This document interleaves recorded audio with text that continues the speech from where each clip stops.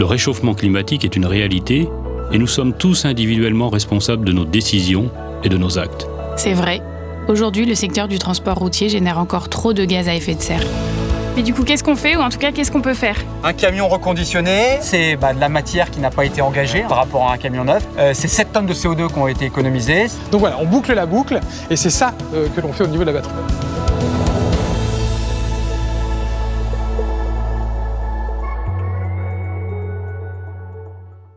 Bon Bruno, je t'ai donné rendez-vous ici dans un endroit un peu particulier que j'aime bien. C'est ce que je vois.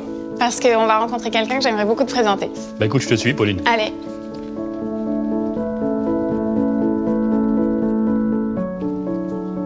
Ça te rappelle quelque chose ? Bah oui, puis tu vois, là, il y a un bel enneigement. Faut qu'on fasse tout pour le garder, hein. C'est clair.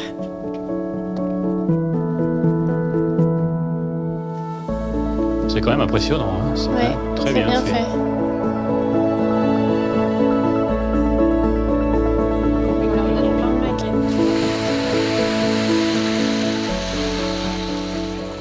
Bonjour Jean, vous êtes paléoclimatologue et ancien vice-président du groupe scientifique du GIEC. Vous êtes un des premiers à avoir alerté sur les effets du réchauffement climatique il y a plus de 35 ans. Quelle est la situation aujourd'hui ? En fait, si on veut limiter à 1,5 degré, on n'a plus que 5 années de combustibles fossiles au rythme actuel à notre disposition. Un peu moins de 15 ans pour 2 degrés, et ainsi de suite. Donc on voit bien que c'est maintenant qu'il faut agir, c'est-à-dire qu'il faut diminuer nos émissions pratiquement d'un facteur 2 d'ici 2030 et atteindre neutralité carbone à l'horizon 2050 si on veut effectivement limiter à 1,5 degré dans la deuxième partie de ce siècle. Et vous, à titre personnel, comment vous vous projetez, comment vous envisagez ce réchauffement ? Donc à titre personnel, ma crainte est effectivement que nous ne fassions rien de supplémentaire par rapport à l'accord de Paris d'ici 2030 et que de façon quasi inéluctable, nous allions vers un réchauffement de 3 degrés. Le problème de plus 3 degrés, c'est qu'il y a des régions qui deviennent invivables. Donc on voit bien que, 3 degrés, c'est vraiment un monde qu'il faut tout faire pour éviter. Alors pour vous, scientifiques, qu'est-ce que les industriels peuvent faire ? Il faut que la recherche tienne une place importante dans l'entreprise. On ne peut pas, je crois, faire cette transition sans recherche, sans innovation, mais du point de vue du climatologue, l'innovation n'a de sens que si elle contribue à la lutte contre le réchauffement climatique ou tout au moins à l'adaptation. C'est tout cela qu'il faut mettre en place. Et on voit bien que c'est quand même relativement facile à comprendre que la mobilité électrique est moins émettrice, en tout cas en particulier en France, qu'une mobilité diesel. Donc on voit bien que toute l'industrie va devoir se mettre, au diapason, et des secteurs comme le vôtre, Bruno. Donc, quelles sont justement vos difficultés à vraiment rentrer en rythme de croisière ? Des véhicules électriques sont là, mais c'est moins de 2%, je crois, de vos ventes actuellement. Comment on passe de ces moins de 2% à ce que vous souhaitez en 2040, je crois, ne faire plus que des véhicules électriques ? Tout à fait. Alors aujourd'hui, on investit effectivement de manière très importante dans les véhicules électriques. On a basé nos stratégies sur l'électrification. Une de nos grosses difficultés, c'est de gérer cette transition. Ce qu'il faut, c'est que les réglementations fassent que la demande en fait, de ce type de produit, neutre en carbone, va réellement exister. Et donc, il faut que tout le système réglementaire pousse et flèche dans cette direction-là. J'en suis intimement convaincu. J'en suis convaincu. Et une des façons de mettre à égalité, la mobilité électrique et la mobilité fossile, c'est effectivement de donner un prix au carbone.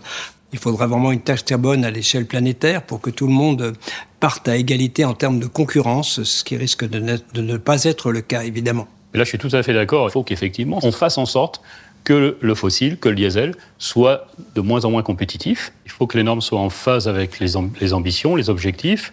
Bon, et du coup, si on doit garder un petit bout d'espoir, qu'est-ce qu'on fait ? Disons, mon message est très clair. Cette transition vers une société sobre en carbone, elle est synonyme à la fois de recherche, d'innovation. Donc il y a beaucoup à faire. Alors, on ne peut pas non plus ne pas changer notre mode de fonctionnement de société. La sobriété doit être aussi un peu au rendez-vous. Recherche, innovation, création d'emplois, dynamisme économique. Et quand on parle de dynamisme économique, c'est un monde où les jeunes ont de l'emploi, où on se sent bien. Cette transition, elle est inéluctable. C'est-à-dire qu'on ne peut pas accepter de ne pas atteindre neutralité carbone. L'accepter serait effectivement accepter le fait que le climat se réchauffe indéfiniment. Je suis convaincu de l'intérêt de cette transition. Elle se fera et je crois que votre génération a intérêt à la jouer complètement et à la réussir.